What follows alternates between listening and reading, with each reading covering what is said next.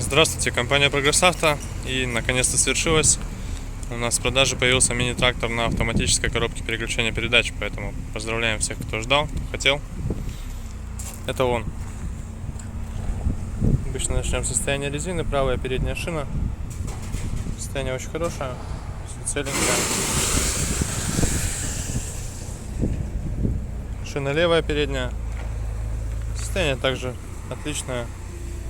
Никаких мелких трещинок, износ минимальный, все хорошо с шиной. Гусянки на задней оси. Понятное дело, что снимаются, меняются на обыкновенные колеса. Но проходимость с ними, конечно, гораздо веселее. Такое состояние. Фреза Кубота 1,5-метровая. Именно от этого трактора. Состояние ножей видно, я думаю, отличное. Краска только стесалась. В правой стороне также гусяночка достаточно живая. Что имеем по месту водителя? У нас регулировка гидронаклона, регулировка положения фрезы. Не показал, кстати.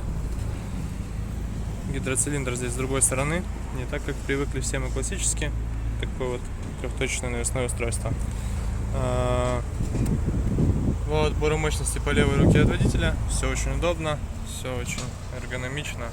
И вот непосредственно автоматическая коробка переключения передач. То есть здесь все как обычно в автомобиле. Все как обычно в автомобиле.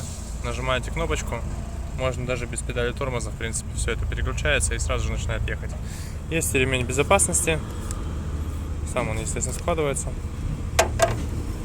Все отлично с этим. По наработке трактора 635 моточасов. Поэтому вот такой вот